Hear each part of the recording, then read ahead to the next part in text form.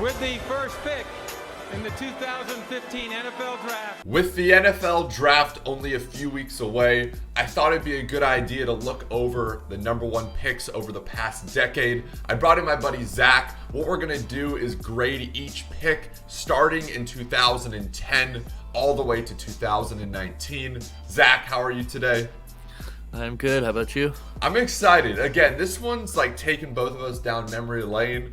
So I'm interested to see what your take is. And we're going to start in 2010 with Sam Bradford. Drafted by the St. Louis Rams, Bradford set the record for most completions by a rookie in NFL history, which helped earn him the NFL Offensive Rookie of the Year award.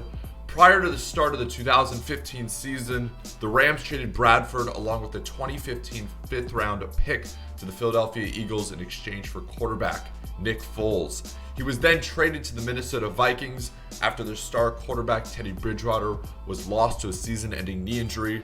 On March 16th, 2018, Bradford signed a 2-year contract with the Arizona Cardinals worth up to $20 million the first year. Bradford's deal with the Cardinals is considered one of the worst free agent signings in the past decade. All right, Zach, start us off. What are you thinking here? Wow, we're going to start off with Zack in a terrible grade now, huh? I'm going to give this an F. You're going, wow, an F? Yeah, like a D- to an F. Because, like, Sam Bradford, he had, like, really, like, only, like, 2-3 good years. That's really it. And then, like, the rest, it's not as pleasurable. And I mean, granted, the thing about this is like we've seen him more than what we've seen like the newer people, so I'm gonna be more harsh on it because I've seen more film. Yeah, exactly. He has, a lot more years to look back on. I'm gonna go with a D+ here. Again, like you said, he had a couple, decent seasons here and there, but overall just was a disappointment considering how good he was at OU and the expectations coming into the league. 2011, we're moving on. We have Cam Newton, drafted by the Carolina Panthers. He was the first reigning Heisman Trophy winner to go first overall since Carson Palmer did that in 2003. Cam, of course, led the Carolina Panthers to the Super Bowl, where they eventually lost to the Broncos. But Cam's breakout season won him the league MVP. He's been to 3 Pro Bowls throughout his career, but injuries have plagued him the last few seasons with the Panthers, leading to his release last week. Newton is still a free agent at the time of this recording.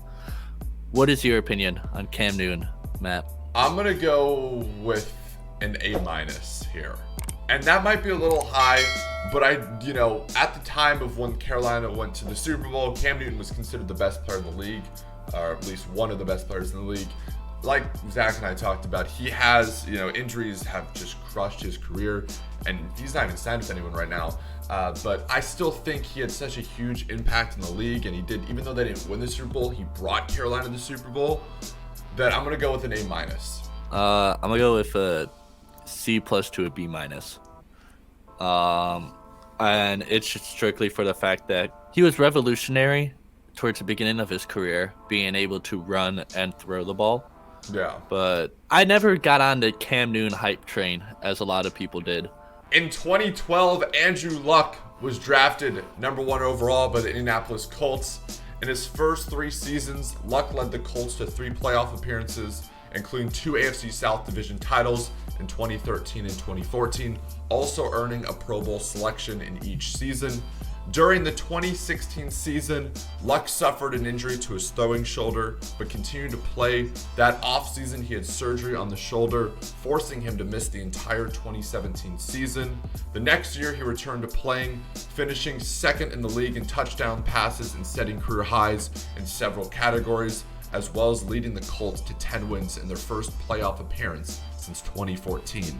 For his play, he was voted the 4th Pro Bowl of his career and was named Comeback Player of the Year. Despite his success, Luck retired prior to the 2019 season, citing issues with injuries he sustained during his career.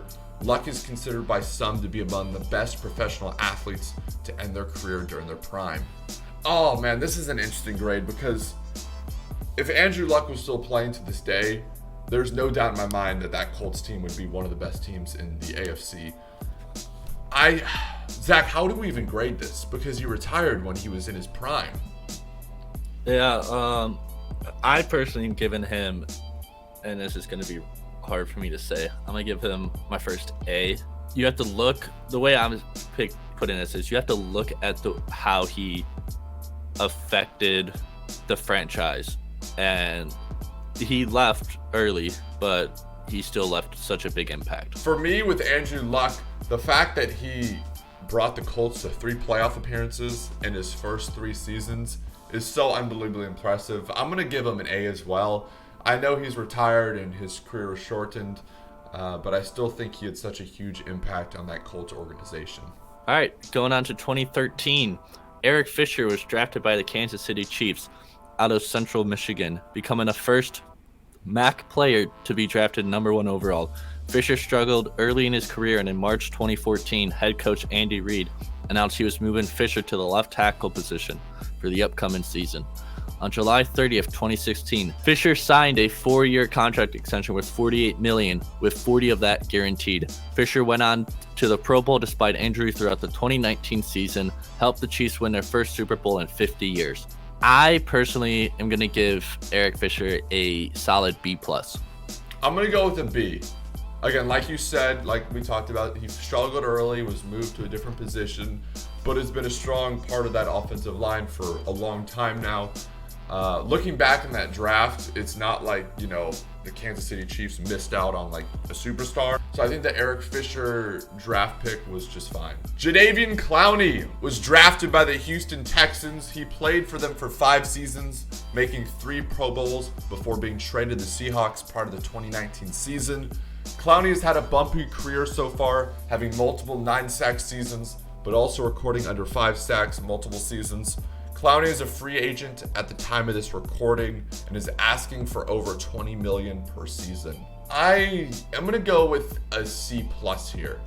And I know that might be a bit harsh, but the expectations coming into the league for Jadeveon Clown were ridiculous.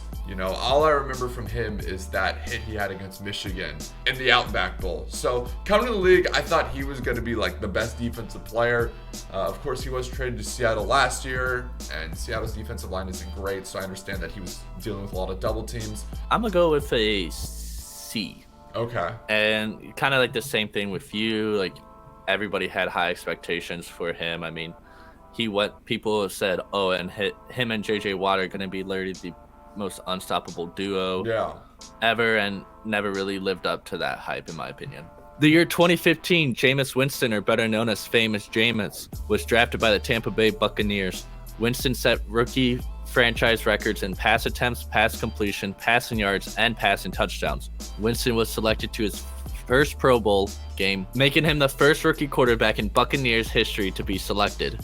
On June 21st, 2018, the NFL announced that Winston would be suspended for violating the league's personal conduct policy.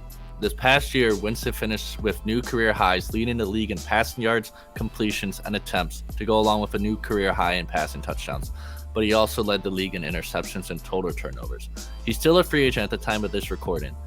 What is your opinion on Winston, Matt? I'm going to go with a B- for Jameis Winston.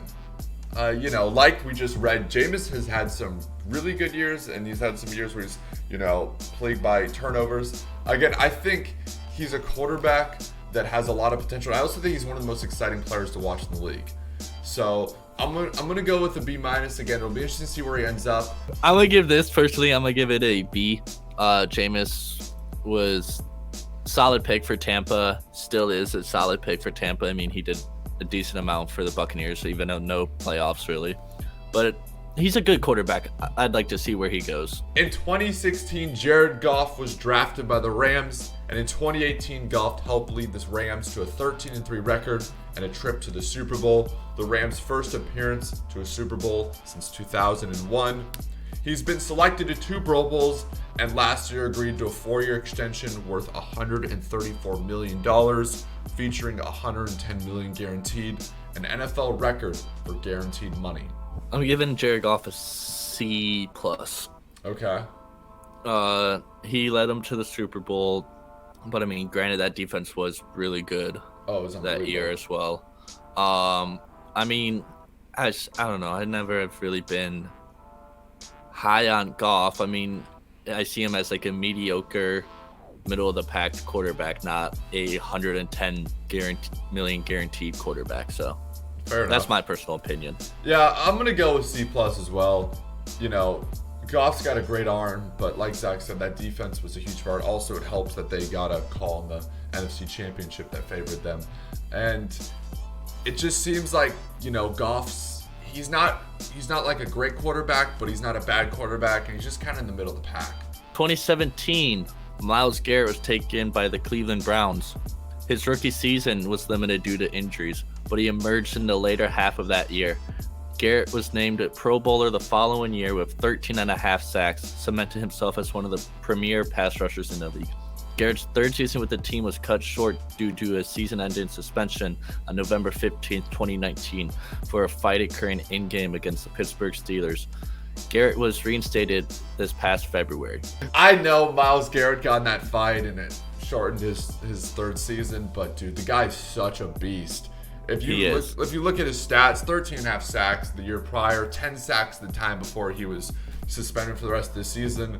I'm going with an A here. I'm gonna go with an A- for Myles Garrett. I will go with a B+. I mean, when we started talking about this video idea and everything, we went over.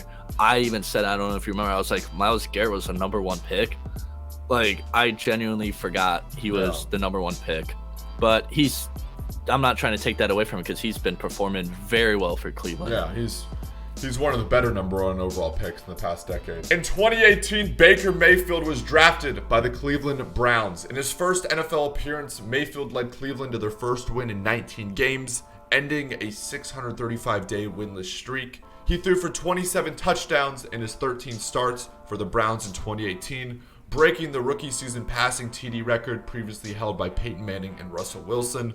The following year, Mayfield underperformed, finishing with 3,800 passing yards, 22 touchdowns, and 21 interceptions as the Browns finished the season 6-10. Baker Mayfield.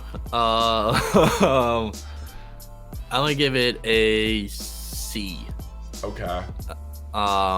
I mean, Baker is Baker. He's been a mediocre quarterback, and he had all the expectations this year with Odell and Jarvis Landry, Nick Chubb. Like, it was supposed to be dominant and did not perform to anybody's expectations. Yeah, for me, the issue is the closer we get to, present time, the harder it is for us to give out grades because these players have only played a couple seasons. Again, Baker Mayfield could totally turn around his career and become, a great quarterback. But as of right now, the expectations to how he played last year, I'm going to have to go with a C as well. 2019, Kyler Murray was drafted #1 overall by the Arizona Cardinals, as well as 9th overall by the Oakland Athletics in a 2018 MLB draft, making him the only player to ever be drafted in the first rounds of both sports. Murray finished his rookie season with 3,700 passing yards, 24 total TDs, 12 interceptions, and was named the Rookie of the Year. Of course, the shocking news of the NFL offseason was the acquisition of DeAndre Hopkins, giving Kyler yet another weapon out in the desert of Arizona. I cannot wait to see those two team up. It's going to be so fun, dude. What are you going to give Kyler as a grade, Matt? I guess I'll go with the B. For right now, this could change, but I'm going to go with like a B as of right now. Compared to my other grades, I feel like a B is appropriate for one season. Again, maybe Zach and I will come back to this video in a few years and look at it and be like, dude, why did we grade him a B? But I think a B is appropriate. I'm going to give him a C. And I'm going to give him that because he hasn't had, it's right in the middle. He hasn't had, he didn't have the best of years, 24 touchdowns, 12 interceptions. But he also didn't have any weapons, really, in Arizona. So, I really want to base off of what he does this year for the rating that I truly give him, because he'll truly have a weapon in DeAndre Hopkins and Larry Fitzgerald. Yeah. So, we'll see. Anyways, guys, that's going to do it for the video. I hope you guys enjoyed. If you guys want to see an NFL mock draft, make sure you guys do drop a like. Make sure you guys do drop a sub as well on the channel. Guys, also make sure to check out Zach's Twitter and the link down below. It's been your boy, MboneHD, and I'll catch you guys next time. Peace.